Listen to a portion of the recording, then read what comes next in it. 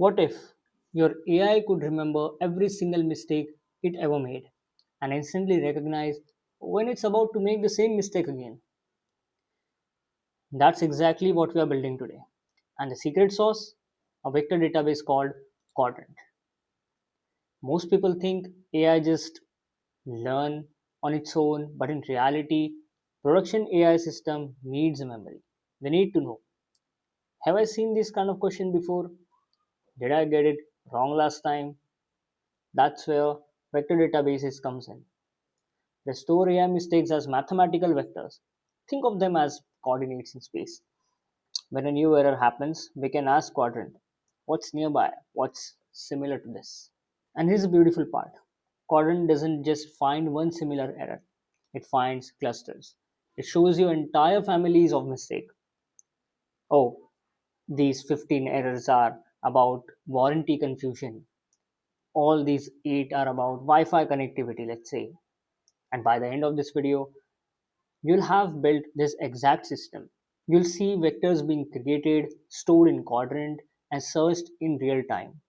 And you will understand why vector databases are revolutionizing and how we build AI application. So let's build. I'll go to my Google Colab, and this is my first cell, as you can see. And if you're wondering what these things do, so let me tell you. So PyMongo SRV is basically going to connect us to MongoDB, which is going to be our permanent log. And Quadrant client, this thing, Quadrant client is our star player today, you can say. This is the Python client for Quadrant, the vector database that will store all our error patterns. And sentence transformers converts text into vectors, the language that Quadrant understands. And the GROQ gives our AI brain, you can say. And there are some visualization libraries as well, which will help us to see what's happening inside the Quadrant actually. So let's actually run this cell. It'll about take 30 seconds to install all those things, right? While it's installing, here's the key concept. When we convert text to vectors, we are turning meaning into coordinates. Like similar meaning end up close together in vector space. Quadrant's job is to store those coordinates and find what's nearby instantly. Next is import. Look at these lines. Look at these lines. This is our connection to Quadrant, right? The whole thing you can say. And this line below that is these are like the data structure Quadrant uses, like vector params and point struct, right? Every time you see uh, Quadrant client in our code, remember it's us talking to our vector database. Everything else is just preparing data for Quadrant or reading results from it. So we can run this cell. Let's see. As you can see, our libraries are being imported. As our libraries are imported, we will move to our next cell. As you can see, there are many credentials over here, right? But we will focus only on Quadrant for now, right? So you have to go to the Quadrant's website, which is cloud.quadrant.io. You have to sign up for free. No card or anything is required. Once it's ready, you'll be able to see some sort of endpoint, which might look like this, right? So this will look like this, and also you will also find a Quadrant API key, which is very important part. These are your tickets to vector search. Paste them into Quadrant variables, and for MongoDB, get your connection string from cloud.mongodb.com, and for GROQ, you can just grab a key from console.groq.com. Right. Now we will run this code to actually check if our credentials are even working or not, if they're valid or not. It'll take some time to run if you have added some requirement to install, right? And then you will see a check mark right next to Quadrant. As you can see, it means the connection is successful. Now you have a production vector database ready to store your AI mistakes. And this is our initialization cell component, you can say, which is our fourth cell. And this cell loads our embedding model and crucially sets up our Quadrant collection. And as you can see, the name of my Quadrant collection is AI error patterns YT. I just named it because it was easy to find. You can just name it anything you want, right? Whichever you find it comfortable. So let's run this cell actually and let's see what it looks like. As you can see, initialization is completed.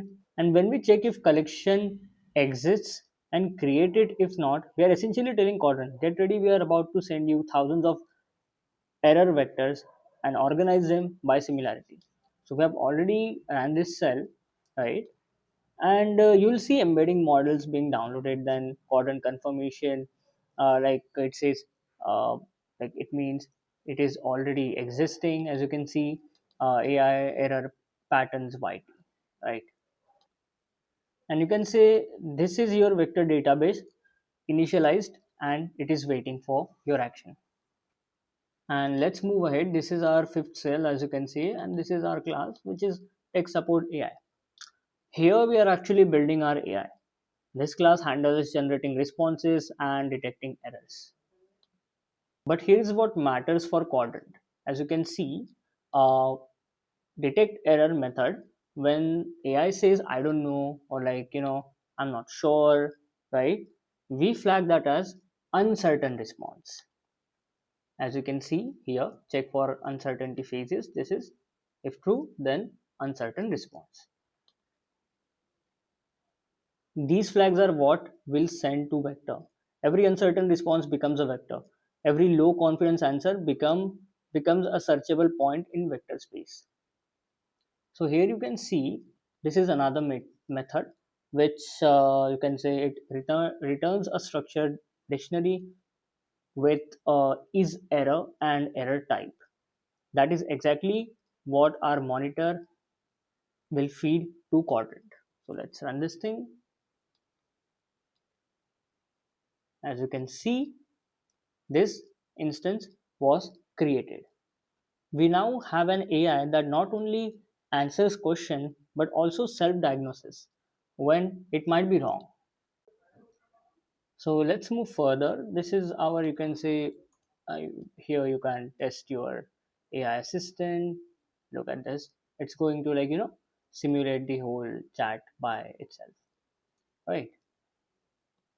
You can use this code to know how well your assistant is working so far, right? As you can see, user is saying what's the warranty of your smart speaker, and the AI is saying that the smart speaker includes a standard 1 year limited warranty. As you can see, it has the knowledge because it is already stored in the quadrant, right?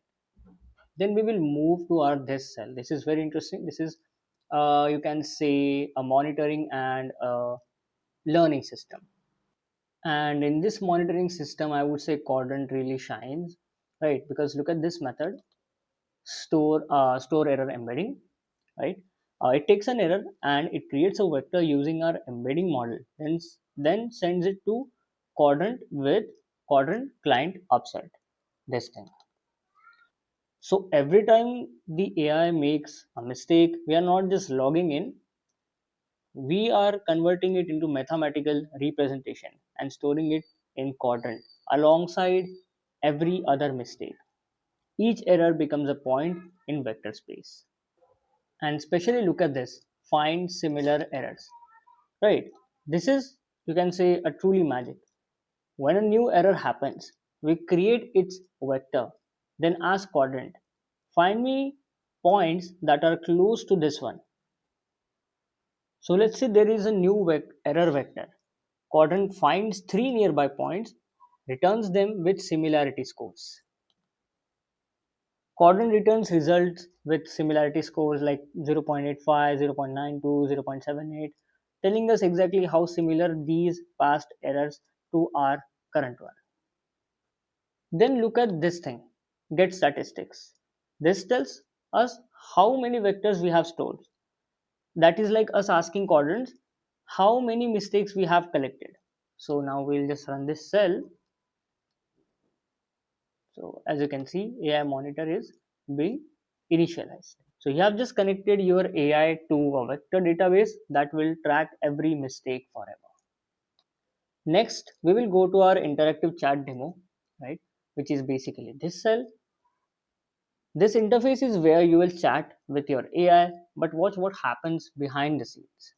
So in this cell, we'll look at similar errors, right?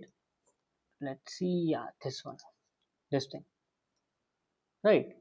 So every time AI makes an error, you can say this whole thing gets fired.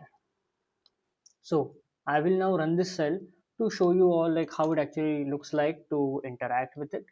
Like I will demonstrate it to you all. So don't worry about these numbers. These are like, I was just playing around. I was testing it. That's why. Right. So let's ask it a very simple question. So let's see. Let's wait for its response. Okay. Here's the response. Look at this thing. Right.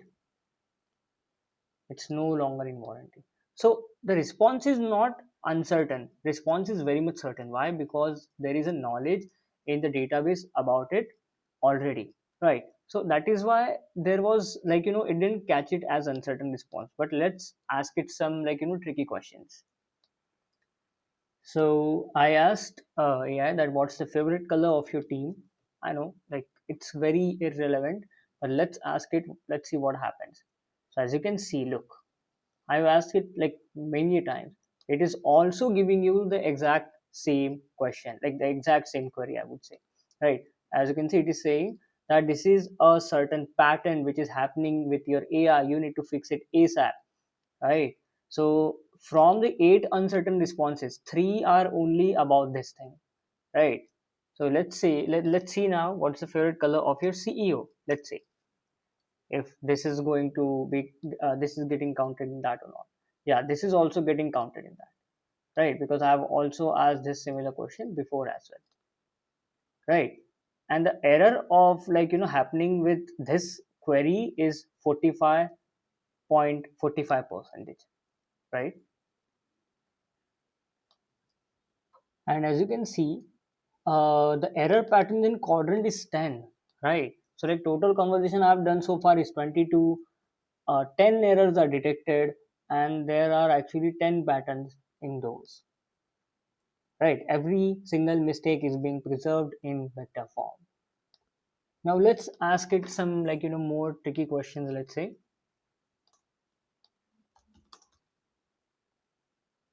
so let's ask it this thing that what's the company of camera you're selling, right? So let's wait for its response. So as you can see, it was also counted in error, uncertain response, right? Look at this, right? It was also logged in MongoDB. Why? Because it is very the uncertain about the response.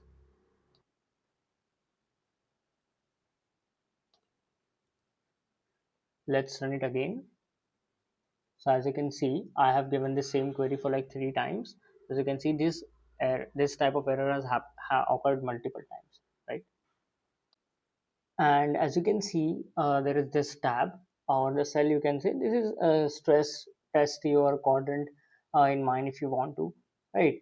So to really appreciate quadrant, we need to fill it with data. I provided a list of stress test queries, questions designed to confuse the AI and generate interesting vectors, right? So like questions like what's the molecular formula of plastic in your camera. So this will create a vector about absurd technical questions. Then can I return a product I bought on different planet? This creates a vector about impossible scenarios. Let's say. Then you say the warranty is 1 year, but my friend said it's 2 year, 2 years. This creates a vector about contradictory information. Each of these, when the AI responds with uncertainty, becomes a point in quadrant. And points that are about, let's say, similar topics will naturally cluster together in vector space. And this is a cell which I was waiting for. This is basically error analysis dashboard. So let's just run it and see what it looks like. As you can see, this is all we have got, right? It is saying uncertain response we have got up to 12, system error was near to 1, let's say, right? This is very much of readable data, right? This is giving you like errors by time of day, then top 5, you can say problematic queries. This is very much easy to read. as you can see, is a thing, key insights and recommendation. So most frequent error is uncertain error, and most problematic topic was general. Right. Add more specific example about general to the knowledge base. So it is not only telling you what the error is, but it is also giving you solution to it. Right. So why did I spend so much time on Quadrant today? Because vector databases are fundamentally like changing how we build AI applications, right? They give AI a memory, they give AI the ability to learn from the past, not through expensive retraining, but through instant similarity search. Think about application beyond these tutorials. Recommendation engines that understand why you like something, semantic search that finds meaning, not just keywords, fraud detection that spots patterns humans would miss, and yes, self improving AI that learns from every single interaction. And thank you so much for watching. I hope you all understood whatever I have said so far. If you haven't, then please drop a comment and please like this video. Thank you so much.